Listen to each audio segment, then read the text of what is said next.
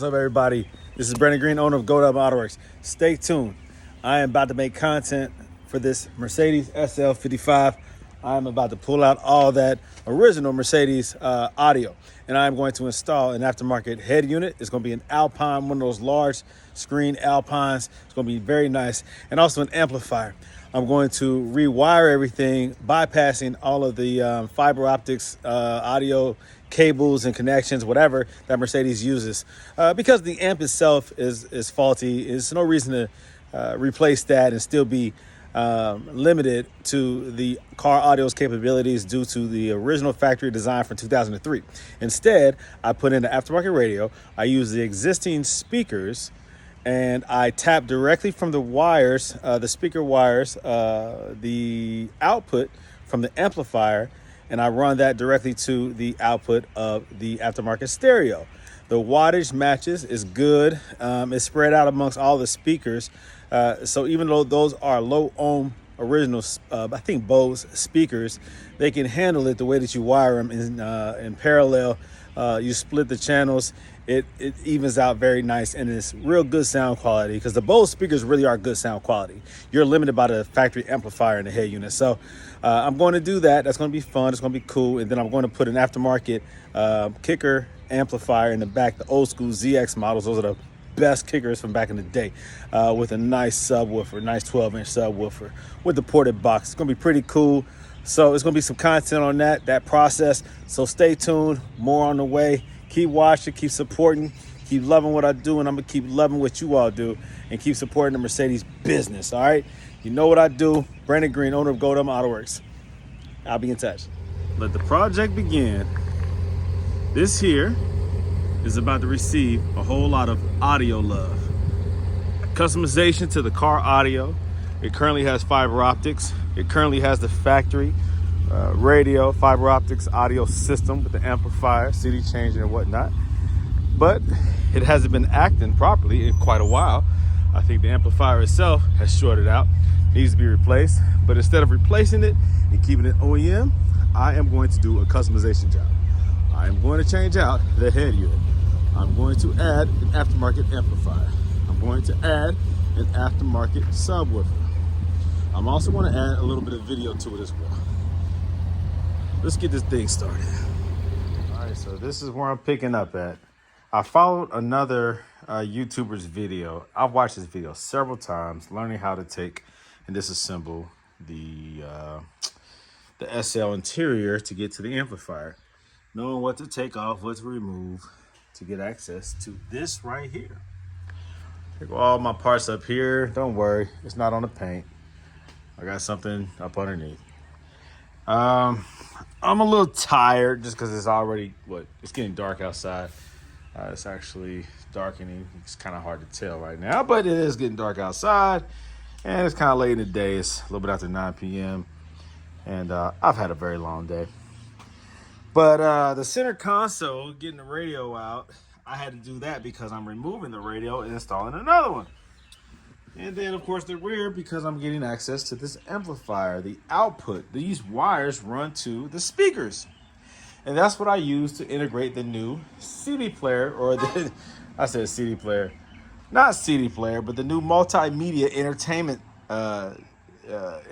information stereo that I'm installing, all right? Old school, we used to call them, CD players or double dins or single dins, but they've got a little bit more high tech. I'm putting an Alpine large screen in there. It's gonna be pretty crazy. Now, my top stopped working, and I would always hear the roll bar screaming when trying to drop the top, all right, or retract the top. When the roll bar would lift up, it would make a whole lot of noise. So I knew that there was a leak associated with that roll bar. The previous owner had all the little cylinder things, pistons or whatever, replaced the seals, right? Or the actual pistons themselves replaced, except the roll bar one. He always had the roll bar down. It didn't operate automatically. When operating the top, it would bypass the roll bar part. And now I know why. Whoever did the repair, they might have taken that out of the cycle. It's just a guess, because when I would retract the top, the roll bar would already be down. And then when I would close the top back, the roll bar would not lift up on its own. I had to manually do that with the button. You know, there's a button that you would have to press to do the roll bar separately. I've had other SLs where it is a part of the cycle. As the top closes, the roll bar would lift up. But not on this one, and I couldn't figure out why. So then I started manually doing the roll bar. Well, when I did that, what happened was I started hearing the noise, the leak. So when the roll bar operates, it leaks out. And at the same time, when that started to happen, and it got worse, then my music went out. My car would start making all these high-pitched screaming noises coming from the speakers, and then it would go away.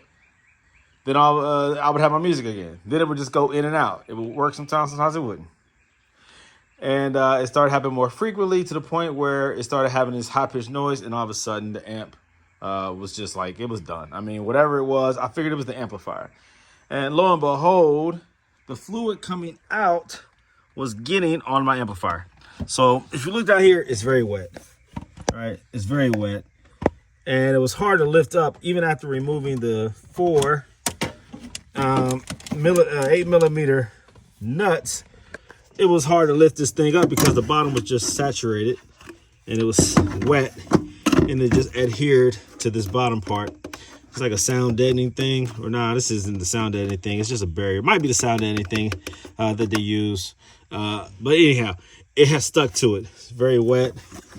And that's because I believe it's leaking out of here. Now, I'm not going to touch it because I have to trace it. But it being wet right here, I'm assuming that this right here is compromised, that when you try to operate the top, the fluid comes out of here. I might add some fluid to the pump in the back because the fluid level is low because of this leak, and actually try to operate so that I can see the fluid come out. I might do that before I reassemble everything.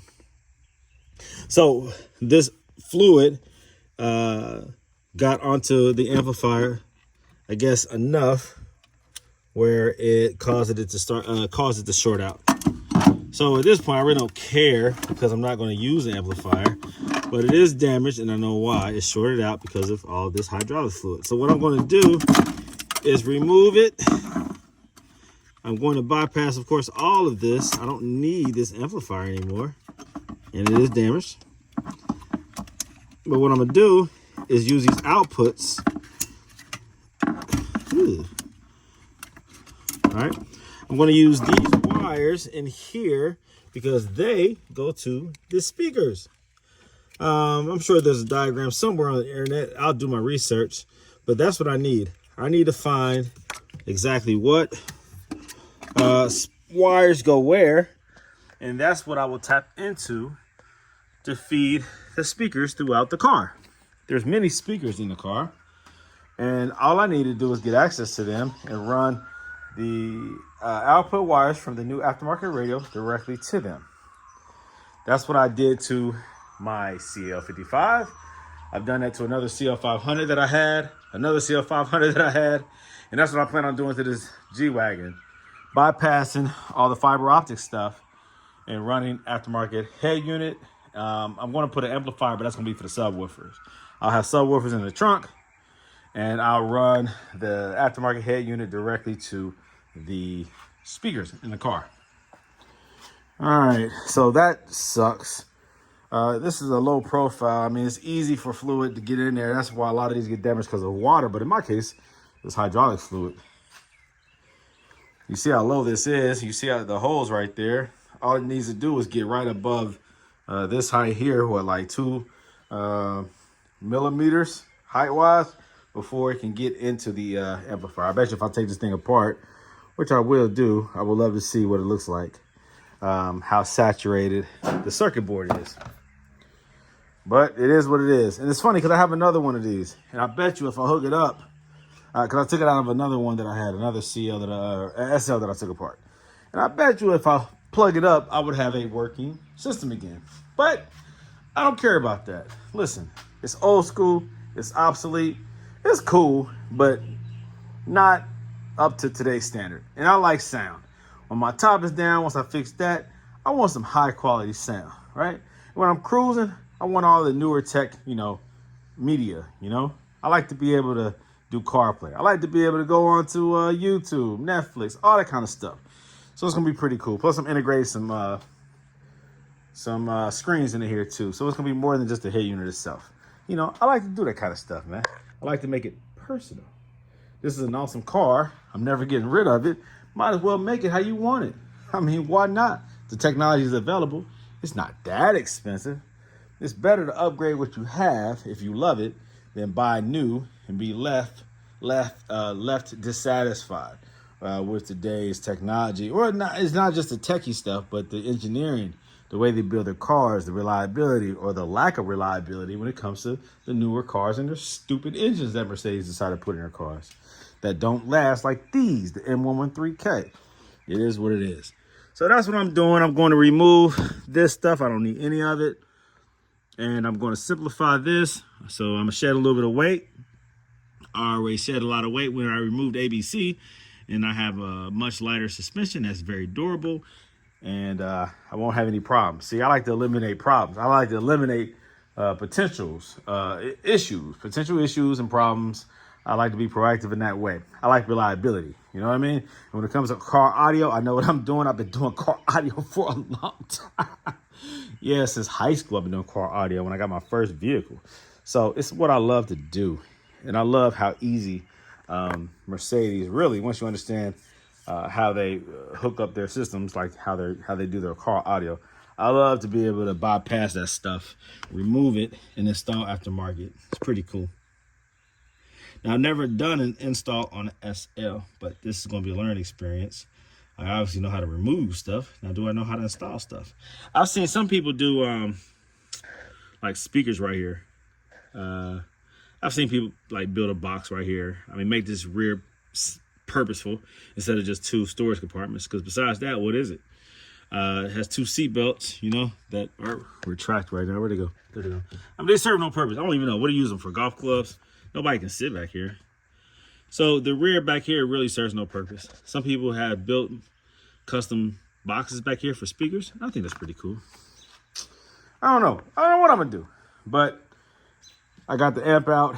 Now I got to figure out the schematics for the output for the speakers, and then we'll just see what happens. All right. Then I have to run the wires from here up to there. I need to run wires to the rear, to the trunk for the subwoofer. Tap into my line, tap into the accessory line, or the turn on, the remote wire, run that back, RCA's back.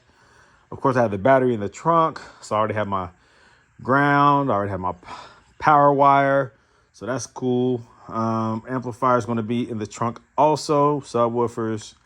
It's really not that crazy, honestly. I just got to figure out how I'm going to hook up all my gadgets, all the fun stuff, figure out what I'm going to incorporate into this car and whatnot. So not that bad, really. So let me get back to work. Okay.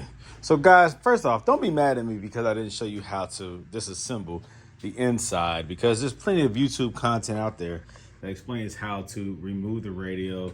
You have to remove the center console. And then if you're doing the back here, you have to remove, you know, the side panels. You have to remove a couple of those T20 screws and T25 screws in order to remove this back panel, in order to get access to the amplifier. There's a lot of content out there, and I didn't want to record that part of the process because people often say you don't show anything. Well, it's because when I'm doing the work, I can't focus on the work and doing something that I'm learning to do while recording it. I don't like making mistakes on camera. I like to focus because that's how I remember the process, is by focusing and only thinking about the process. But when I'm recording, it's just different. I mean, maybe I need to get me a GoPro or something like that where I can just think out loud, so to speak, and talk to the, you know, to the audience while I'm learning. But then you'll see my flaws, and I don't like that. I don't know. No, it's not really crazy. It's just, in this case, I was actually watching a YouTube video while I was doing it. So it's kind of weird watching YouTube and recording for YouTube to show you all how to do something. It's kind of weird. I'm working on that, guys. Be patient with me. Anyways, look. So these wires right here are your amplifier wires. I already cut the wires so that I can run them now to the head unit that I'm going to install. But yeah, these are the wires, and I will include a picture of what these wires are, what speaker they run to. Okay, that's important to know. Very important to know. And that way, you know which wires to run to where. Now, some people will put an aftermarket amplifier, maybe like a 5-channel amplifier, which is good, which is appropriate. In my case, I wire them directly to the head unit because I know how. I'm trying to simplify it. I want to integrate the least audio that I can regarding something that might go bad. I know I can do amplifier for the highs and then the amplifier for the subwoofer. And I have that capability. I have those amplifiers here, actually. I have access to them. But I typically try not to do that. I try to keep it as simple as possible because the power that comes out of the head unit itself is enough, very much so, to supply power to these speakers. I don't want to blow these speakers. And so if I understand the ohms of the speakers, the output of the radio, in a high-tech radio has a nice equalizer. You can balance out the sound pretty well with a high-end head unit. So I'm not going to do an aftermarket amplifier for that. I want to make this as simple as possible because if something were to go wrong, I just want to keep it very simple, okay? I don't want to make this car so complex that I have to start tearing through things if an amplifier decides to go out or if I have an issue with a channel or whatever. So directly to the head unit, it simplifies it. Same thing I did with the CL. I did a nice Alpine head unit directly to the door speakers on all the speakers that are within the car. All right, it keeps it simple. Let me see here. So there are some speakers.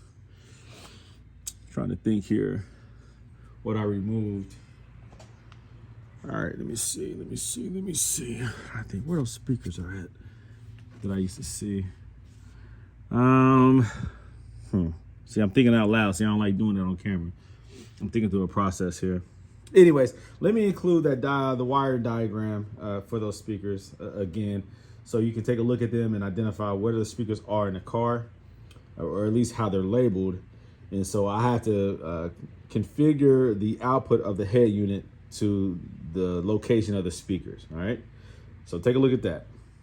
Okay, so I know that what I need to do from the front head unit, I have to run RCA cables for the subwoofers to the back.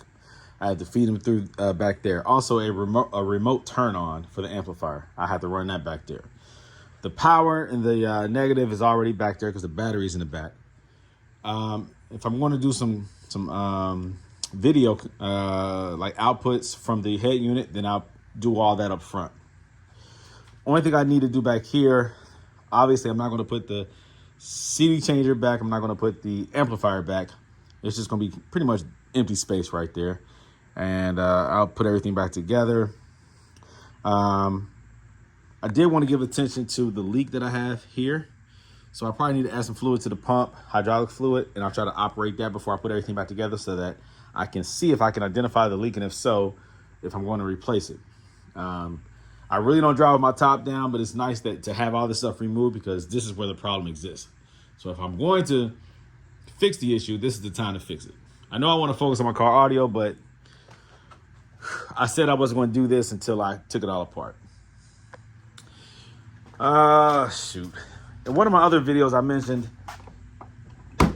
about this trunk release thing. Okay, that works, but I was slamming shut the door, the trunk, because the soft pull down wasn't working. So I pulled out that 20 amp fuse that everybody says just pull it out and then recess the PSC pump. That yellow fuse right there, that's my 20 amp fuse. That's for the PSC pump, which pulls down the trunk lid. Don't slam it. Everybody tells me don't slam it. I know. I was just being lazy and not pulling that out. What that does is recess it. So if the pump was running too long, if maybe there's a leak in the system somewhere, then it will do like an emergency shutdown where the pump will no longer work, so it doesn't overwork the pump and then you have a pump issue. So if there's a leak somewhere in the system, that's what it does. And to reset it, you have to pull that fuse out and put it back in. And you can actually hear the pump actuate, like start working. You can hear it cycle when you do that. So now the soft shut works. There you go. So it finishes pulling it down, and that's what it's supposed to do, so that I don't have to slam it, okay?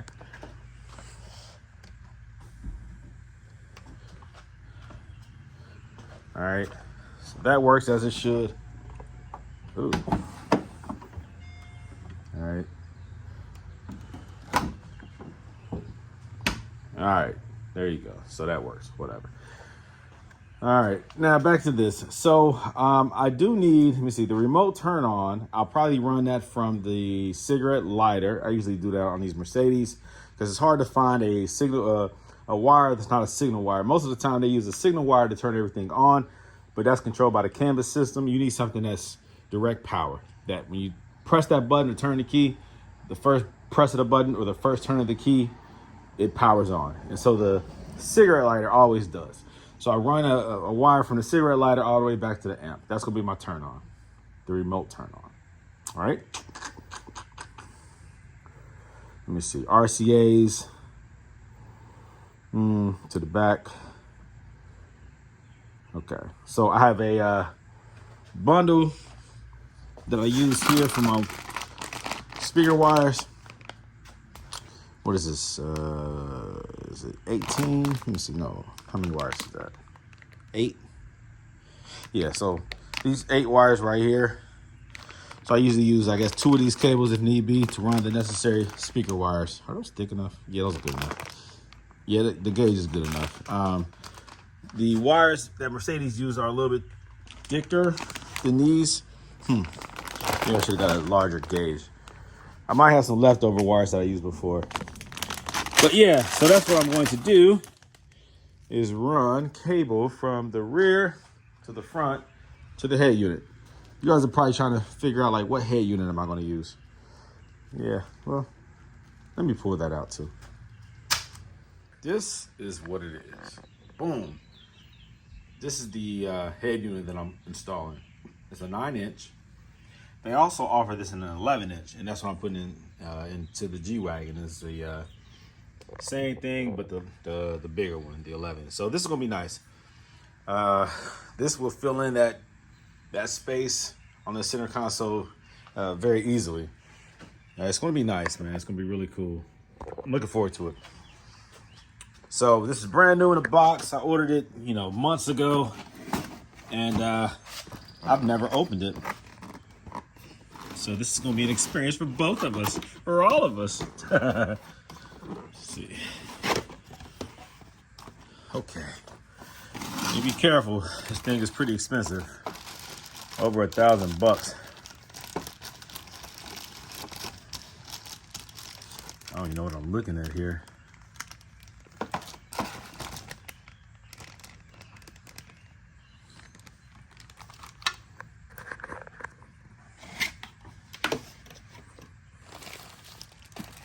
All right.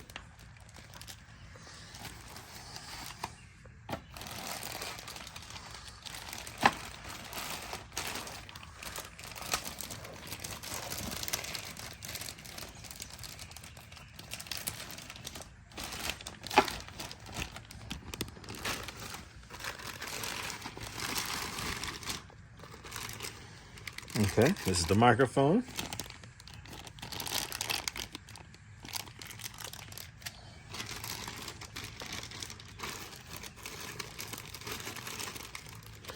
There goes the wire harness. No, wait a minute. Yeah, some of the wire harness.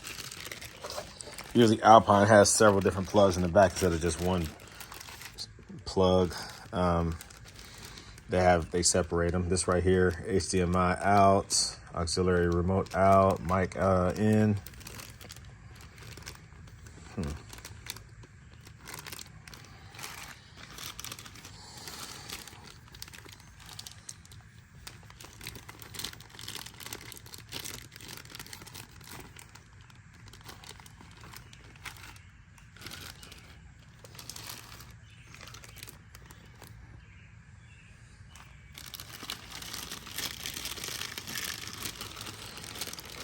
I know I could have went, with a cheaper brand. Shoot, they have really nice Android radios out there for $100, $200. But I wanted to do something a little special with this SL55. Shoot, I don't think I would ever go cheap on the 55s. Like my CL55 wide body, I went Alpine, but it's a older model. So with this SL55, I figured it deserves equal or better treatment. So I went with the Alpine again, just a newer model. And then the G55, of course, I went with a little bit bigger. So a little bit more expensive Alpine model. So Alpine is my go-to when it comes to head units, typically. Now these right here, this radio right here, you might have to buy some of the extra accessories. I'm not sure if it came with the actual camera for the rear, but let me see. I know it came with the hookups, but there's usually some extra stuff that you gotta buy. This right here, I think is the GPS antenna maybe. Typically I see that with these. Yeah, looks like that's what that is. So the camera might be sold separately.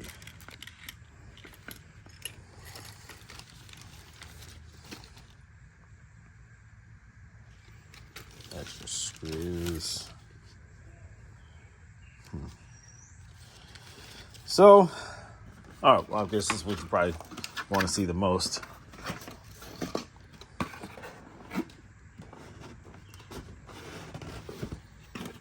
This is what you spend all that money for.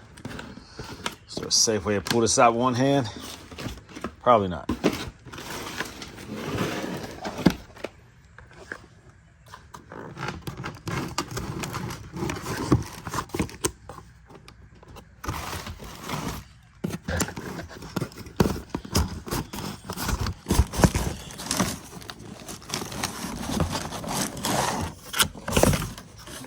What's this? This is probably the screen by itself.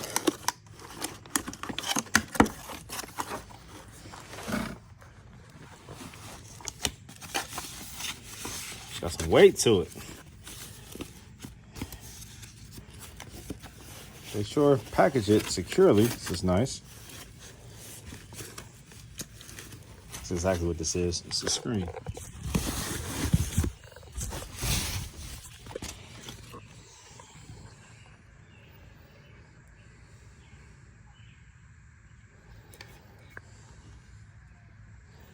Yeah, this isn't cheap Android.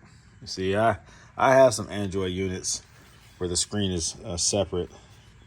This has some weight to it. This is top-notch quality right here.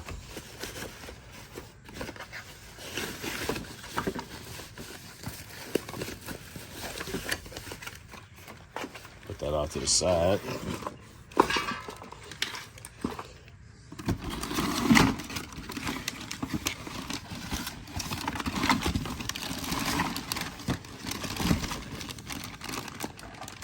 Then here goes the base, the brains of it all.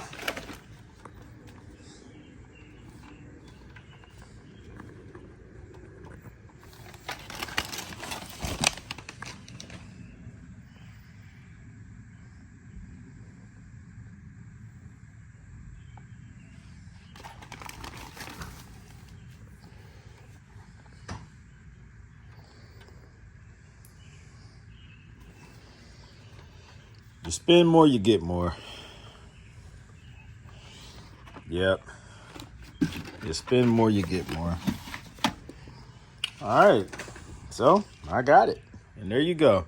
The opening of the brand new ILX-F509. I haven't eaten today. I'm tired. What time is it? 2:00 p.m. I haven't eaten today yet. All right. There you go. The ILX-F509. So a long time ago, I made a video talking about how my Vario roof is broken on my 2003 SL55. And I filled it up with fluid in that video. And I explained how it was seeping out where the roll bar is.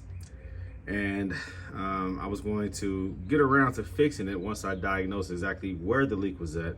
And I said I wasn't going to do that until I started doing my car audio because I had to remove all the inside anyways to do a audio upgrade. Well, I'm at this point. This here is where the leak is coming from. It's the driver's side. It's hard to see right now because, again, I have a whole lot going on. Everything back here is removed so that I can tap into, and I already did, the amplifier output lines for the speakers. What I do is I run those speaker outputs directly to the new head unit, which I am currently installing. I have not installed it yet. As you can see, everything has been removed. But I said that's when I'm going to pick back up on that video to figure out exactly where it's leaking and if I can fix it. I'm sure it can be fixed. Am I willing to fix it? That's the thing. I've been driving with my top up like this for the last probably 2 years. I think that video is about a year or two old. I can't remember, maybe 2 years old. Yeah, at least 2 years old, I think. And I said when I get around to doing my car audio, that's when I will figure out exactly where and how this thing is leaking. Now, when I removed my amplifier and CD changer and whatnot, everything that's down here, the underside of my amplifier was soaking wet. Yeah, it was soaked with oil. Here goes the amplifier right here. The underside was wet. And it doesn't take much oil level for it to get into the amplifier, right? I'm sure the inside of that is saturated too on a circuit board. So that's why my car audio stopped working. The amplifier was slowly going out. Then it started giving this high-pitched high-pitched noise, right? So I knew the amplifier was compromised. No sound, all right?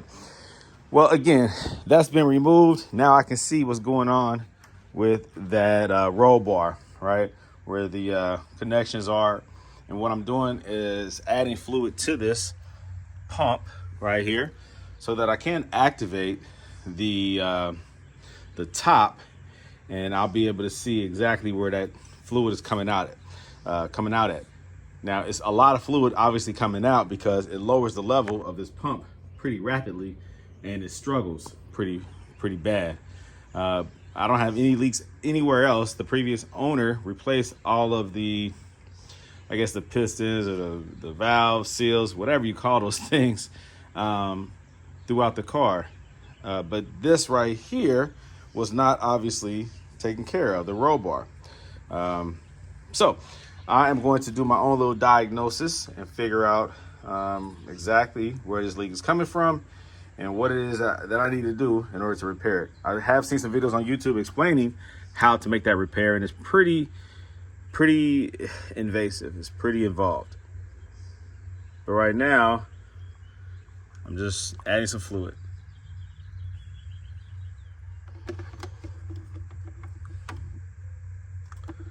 It's hard to do this one hand. I'm telling you guys, one of these days I'm gonna buy a GoPro.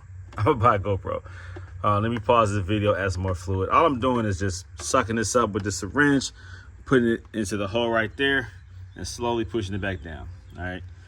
I want it until the fluid level is at that top arrow in my case, because I'm going to lose a lot of fluid. And I want to complete the cycle as much as I can, because also I need to lower this top so that I can run my wires through. I want to make sure I run them so that they're not caught up in the whole, sequence of lowering and raising the top, making sure that it doesn't get caught up in the whole mechanical, movement of everything. The pistons and the, everything that goes on. It looks like a transformer when it does it. So I did this before on my 2002 SL500 that I had years ago. I ran the wires through this side, up underneath, down to the battery. So this is for the amplifier. I had a amplifier in the trunk with the subwoofers, so I had to run my RCAs, my remote my remote wire, the turn-on wire, and also my positive cable. You can ground it back here. In this case, I'm also going to run a rear view camera, so I need to run those wires back here as well. So I need to find the channel or the path in order to run it. And I think it'll be easier if I have the top down. Plus, like I said, I want to see the mechanical process, and I want to see how everything moves and what room I do actually have to be able to run these wires without them getting snagged, because that can be catastrophic, especially a battery cable running to the back. So I want to be able to do that. You would think that I could just remove all the carpet and just run it along the pre-existing pattern that already, like maybe in this case, you have these hydraulic lines that run to the back right here. And I've seen that because I've removed all this before on another vehicle that I had when I took apart a 2003 SL500 maybe 2 years ago. And I dismantled everything, took everything out, and I saw how they ran things. I probably need to go back to that video. Anyways, so I'm going to find that a good channel or a good path for me to run these cables so that they don't get you know, caught up in the whatever.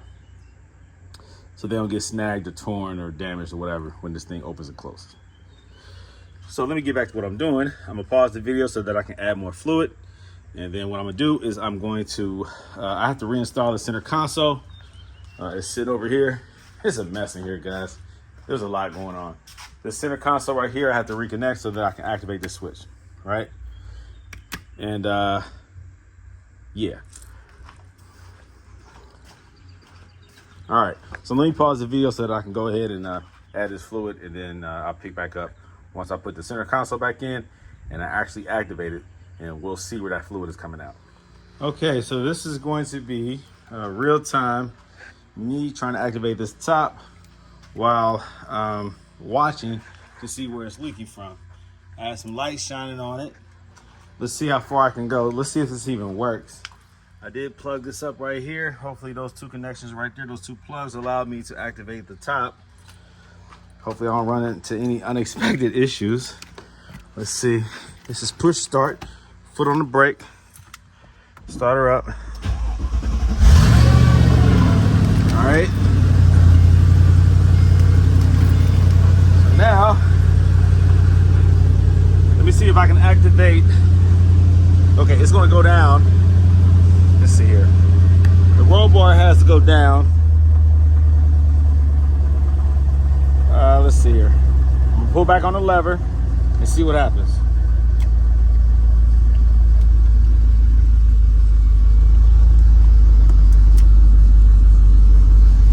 Okay. There it goes. See it leaking? See that leak? It's real time. It's losing fluid right here. See that?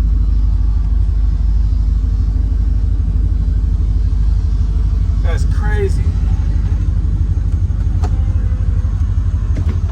See, the top works, but that's where I'm losing fluid, a whole lot of fluid. Golly. Y'all see that?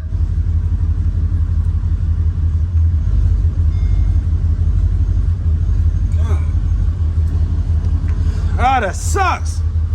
So that's where I'm losing fluid, and that's how this bottom right here got filled up with oil and messed up or shorted out my amplifier. That right there is where that fluid is coming out, that hydraulic fluid from my roof. Man, that's messed up, ain't it? Goodness. So that's good to know. So the next question is how to repair it.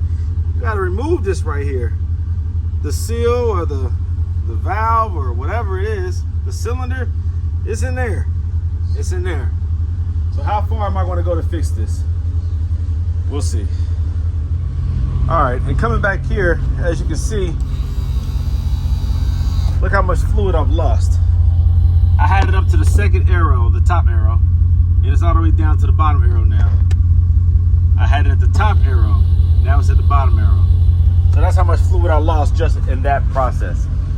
Just by dropping the top one time, that's how much fluid I lost. And this right here, all that fluid poured out down here. Dang, that sucks. Now again, I watched a video on how somebody was repairing this, bruh. It took, he took this whole thing out, and it was a process. Man, is there an easy way to fix this? I don't know. I hope his way is not the only way. God, man. Now I'm going to raise the roll bar and listen and see if it's strange to raise. Hold on.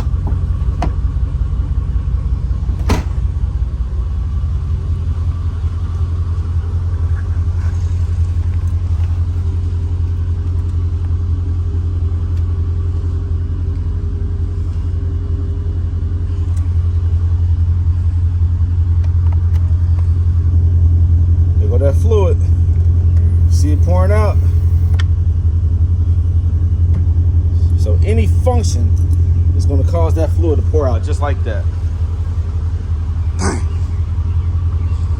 It looks good though. I can only do it one time. This piece right here popped off. I have it in my trunk. Matter of fact, it's right here. So I gotta fix that. They say that this happens when you have to keep slamming the trunk because your soft close doesn't work. And in my case, the soft close doesn't work. It works for a while, then it stops working. So these right here, these little tabs start breaking. And so that's what happened here. Yeah, I'll fix that later. The soft suction, I gotta replace the little air assembly, little cylinder thing, little black puck thing that leaks out. I guess it has some cracks in it. It's just what it is. Over time, they start to open up, start to crack. They no longer hold pressure, and the PSE pump runs longer than it should, and then will automatically turn off or shut off to prevent damage. You pull the 20 amp fuse out, it resets it. It works for a little bit, but again, because the run time is too long, the pump will just automatically shut off and no longer work. And that's when you start slamming the trunk, and then that's when you start having issues like this. Things start breaking because the trunk is designed, because of how heavy it is, there's a lot of sensitivity, in there, a lot of moving components.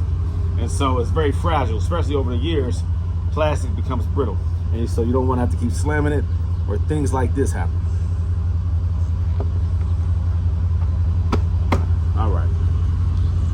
Okay, let me figure out what I want to do regarding this this issue, this leak. Man, this sucks. All right, I'm going to raise the roof now.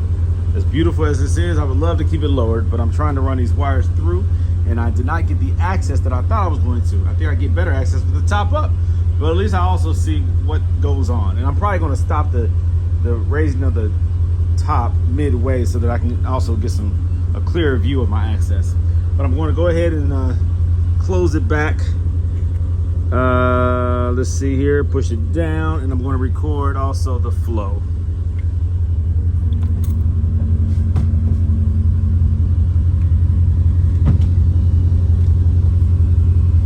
Stop right there. You can see all that drippage. Crazy.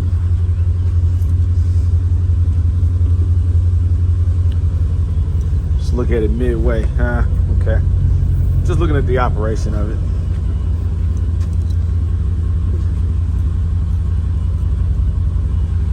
So it's a lot of swinging. Let's see. All right, let's finish the process.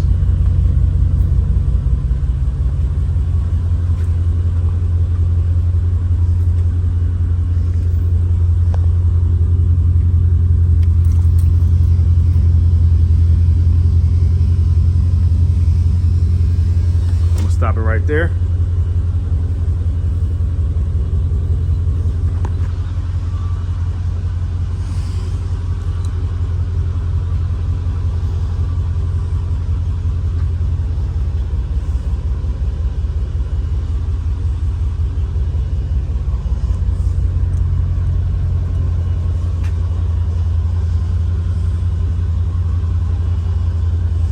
Crazy.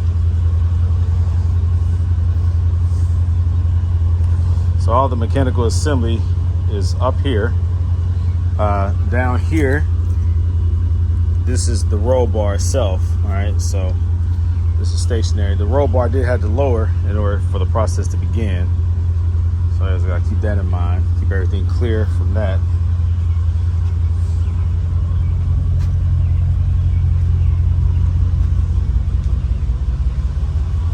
Continue the process.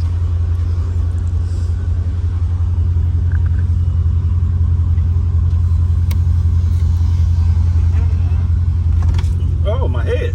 Oh.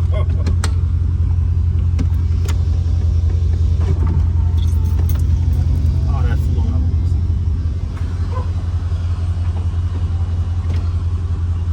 Yeah. Am I going to raise this roll bar?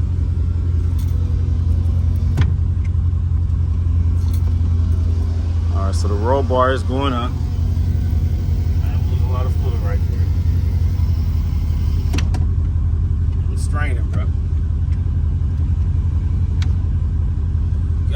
was straining. Well, it closed. All right, and the roll bar is up.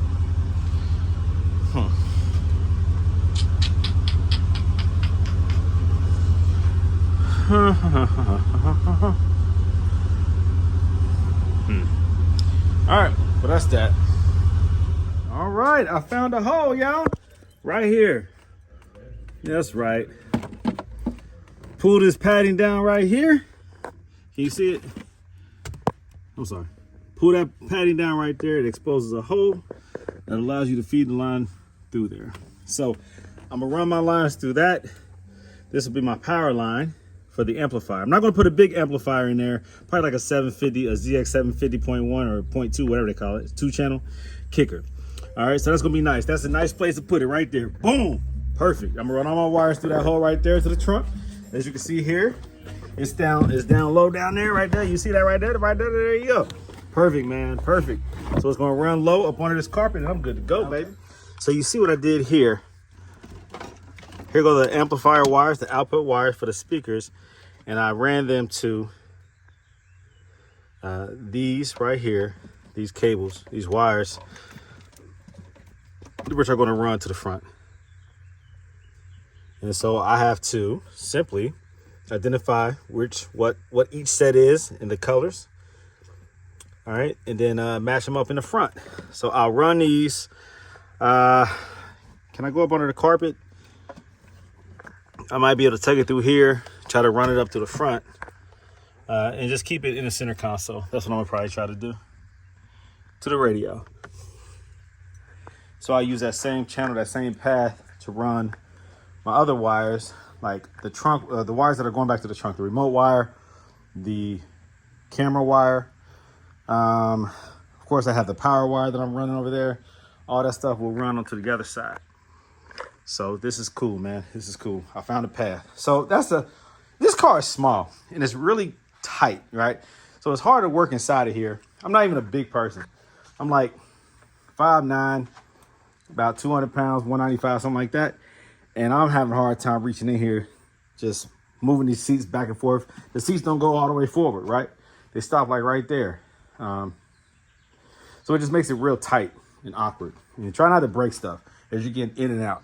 There's some fragile components in here. Try not to break it, the plastics and things of that nature. But yeah, man, I'm happy. All right, so I found a path with the top down, with the top up rather.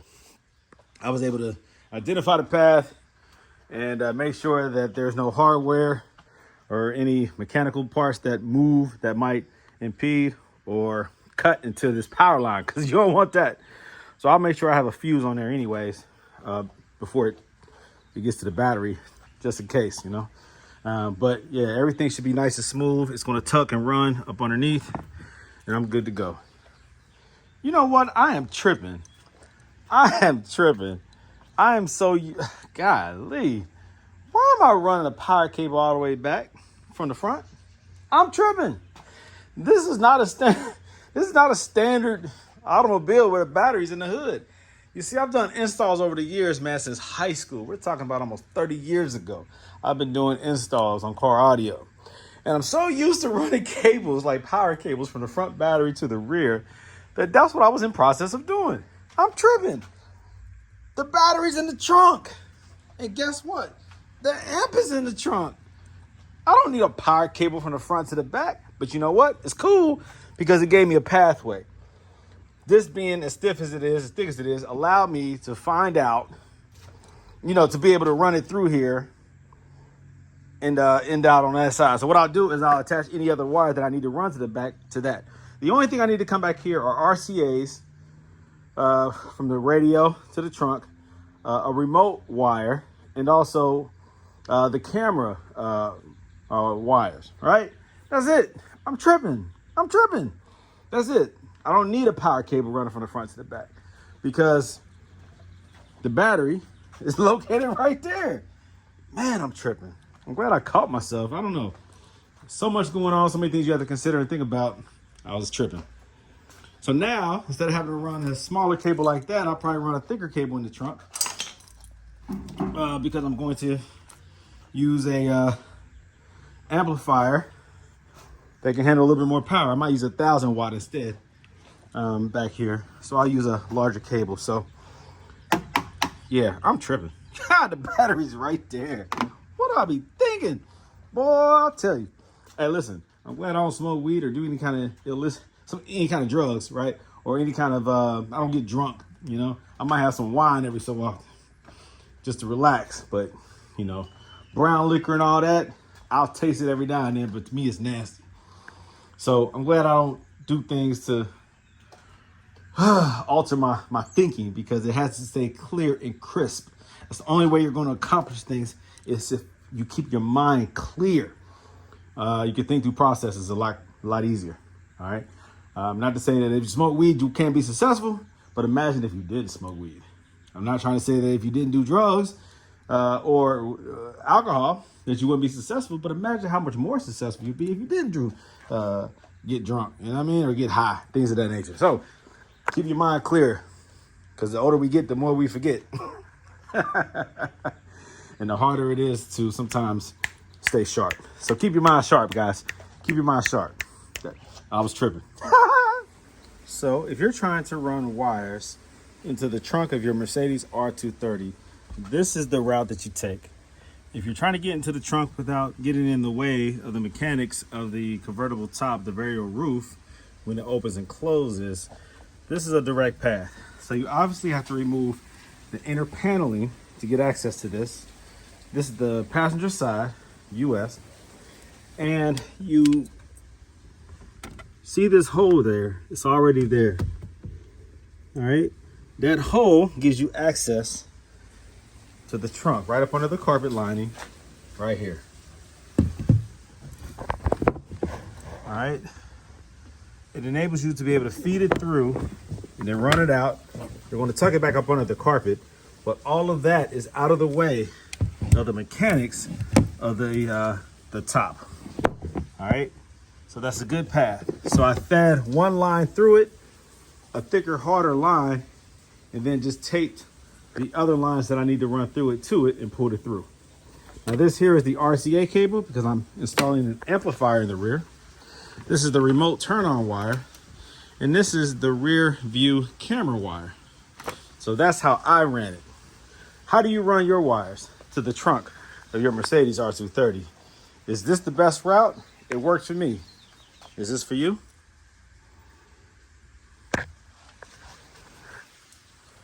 Okay, picking up where I left off, I now have those wires, the wire harnesses that I ran on this side from the output of the amplifier. Let's see if I can get in here and show you real quick. Okay, so these wire harnesses, this is the output of the amplifier, this one and this one, two bundles, right? So now I have these running here up under this console on the side. Let me go on that side. Let me show you.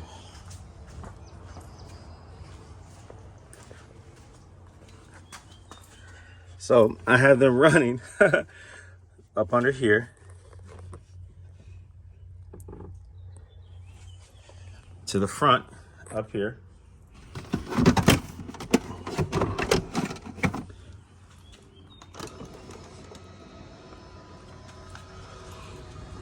They're running up under here. Then they come inside of here. See them right here. It's kind of hard to see with not enough. There we go. Run in here. Then they come out here. I had to tuck them through there and then feed them back through the top. And then I have them running to the actual wire harness for the aftermarket radio. It took two of these because of the amount of wires. Now, some of you may ask, how in the world did you wire these? Because the car has a subwoofer, it has a center, it has the door subwoofers, as they call them, and then the tweeters, right? And also it has a rear sound bar right there. and it has a left side and a right side. So how did I wire them? Well, I decided to run the output for the front left to both the subwoofer and tweeter. I did the same thing on this side, subwoofer and tweeter. My other front, I split between the subwoofer and the center. And then my rear, I did, so my rear right, I ran to here and here, and then my rear left, I ran to that. Because the subwoofer left and right feed off of the same channel. They're both ran in parallel, so just one channel is necessary for the rear. So unfortunately, my rear will have a balance that's not normal, where you can't switch between left, right in the rear. Now, in most cases, most people will never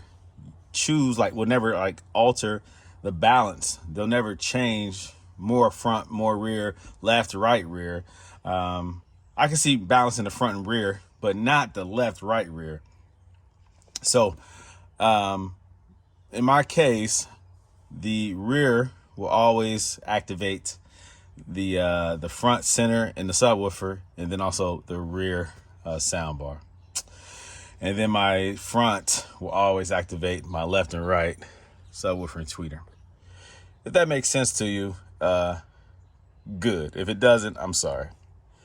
A lot of people will run maybe a 5-channel amplifier to those, but I don't think it's necessary, because every time that I've hooked up to the factory Bose speakers with an aftermarket head unit, sounds fantastic. Keep in mind, these cars were not designed to have to run ultra high amperage amps or power output amps for these speakers.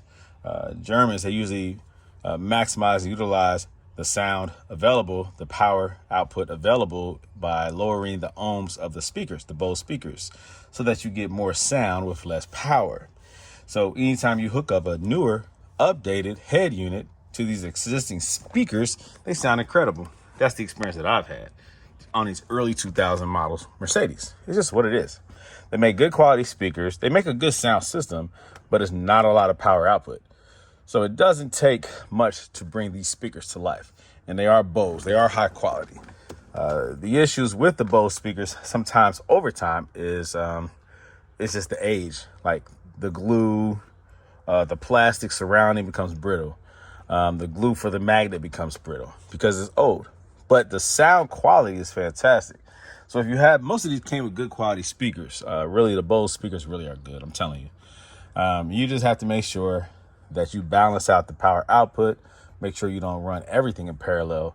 Split things off. I guess you can. No, you can't. No, you can't. It depends. All right. You have to understand ohms, wattage, output, all that kind of stuff. Make sure you don't overpower them. I wouldn't put an amplifier on these, but I would put the power of the head unit.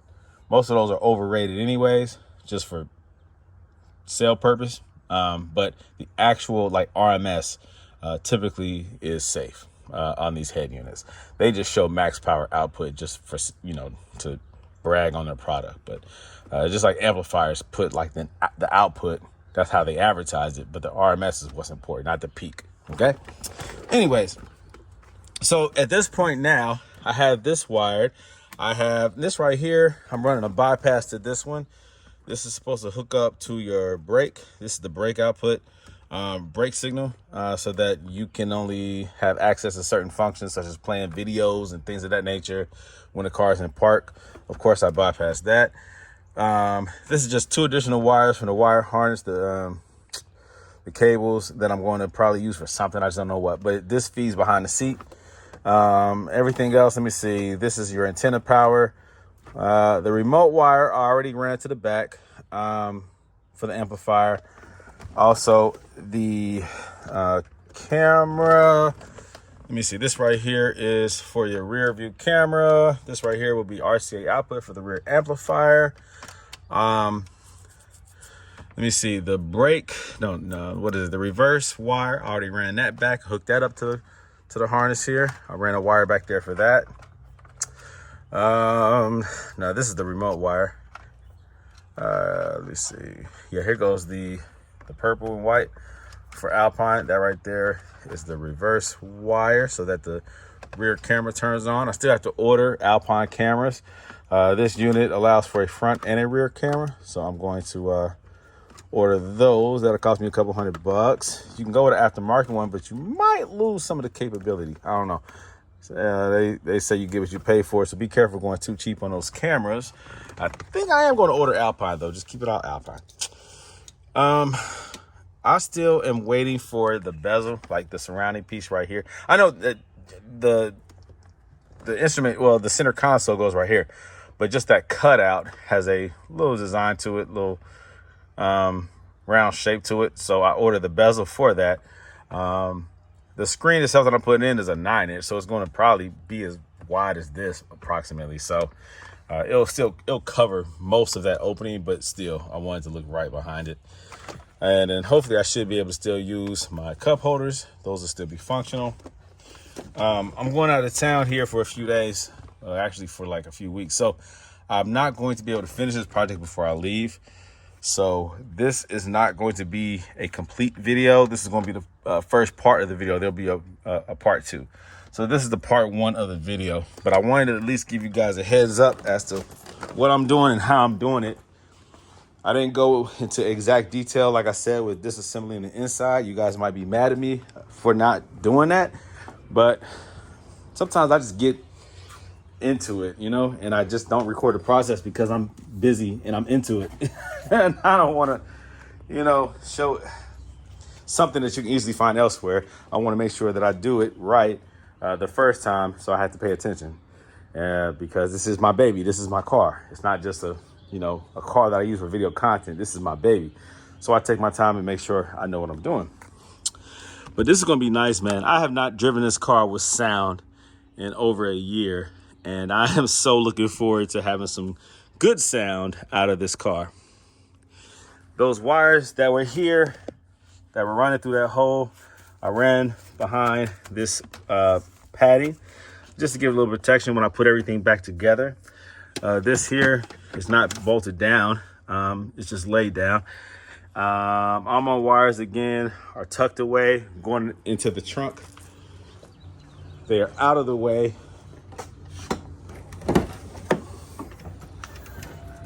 Of the Vario roof assembly. All right, they're running up underneath the carpet. There's nothing up under the carpet that moves. So everything mechanism wise is above, so I'll be safe running everything up underneath. I still have to get some more power cable with the fuse. I'll get a kit that can handle the wattage of the amplifier, but all that's going to go back here. The SL55 does not come with a spare. Instead, it comes with the carpet lining that has almost like a cutout, whatever. It drops down where the tire would go. The SL55, maybe they do that for like to decrease the weight, I guess, of the vehicle, like just lighten the car because it is a more performance car. The SL55, it has the AMG built, suspension and handling and everything, more power, more torque. So by eliminating the extra weight of the tire, it lightens the car. Keep in mind that I also got rid of all the ABC components, so the car is even more lighter. This is really a high-performing car. It's really fast. And I had a stage 2 tune on it, so this thing is really quick. And there's more I can do to it. I can do a supercharged pulley decrease, like the size of that, and also do some headers. I can have a lot more fun with this car than I'm already having, but it's fast enough. But I could definitely make it faster. So this, again, is part 1, guys. And part 2 is on the way. So stay tuned. There's more content on the way. I'm always working on these cars. This right here, again, the SL55 is my baby. I mean, I'm sitting here bragging about it because I really do love this thing. And I'm so happy to get it back on the road with some good quality sound. So this is part 1. Part 2 is coming. I wish I could finish this video and do everything, but the video would probably be about another hour longer, maybe 2 hours total.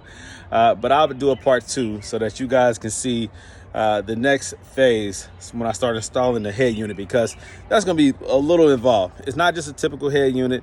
This right here has a front screen that's separate from the chassis from the back of it. It's a single DIN chassis, but it has the 9-inch screen. So I have to make sure I get this kit that I ordered to be able to install that, and I got to figure out how to do it because it is unique. And I want to make sure that the cameras are hooked up on it and all the other accessories. There's a whole lot of extra things that I can do with this multimedia head unit or whatever. And I want to incorporate like screens. Now, this head unit is not a DVD player. Back in the day, everybody had DVD players. Now everything is just using like, you know, internet to watch video. A lot of people can watch live TV, Netflix, YouTube, things of that nature on their TV. So on their in their car. So which is pretty cool. So I'm gonna figure out a way to have that, but I also might still incorporate like a DVD player.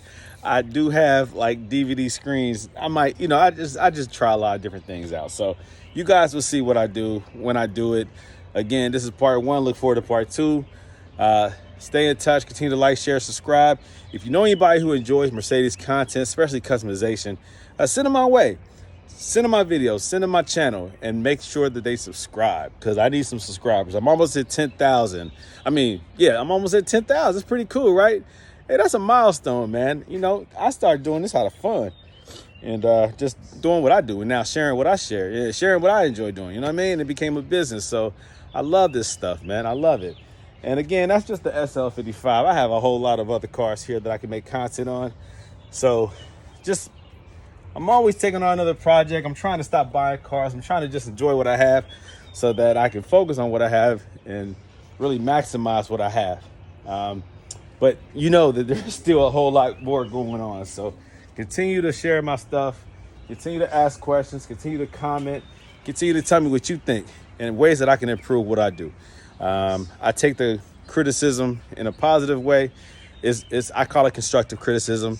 Try not to be destructive, though. I don't like destructive criticism, but continue to, you know, tell me what you think so that I can grow my channel and also satisfy you all's Mercedes needs. All right. That's my thing. I love it. I love helping the people.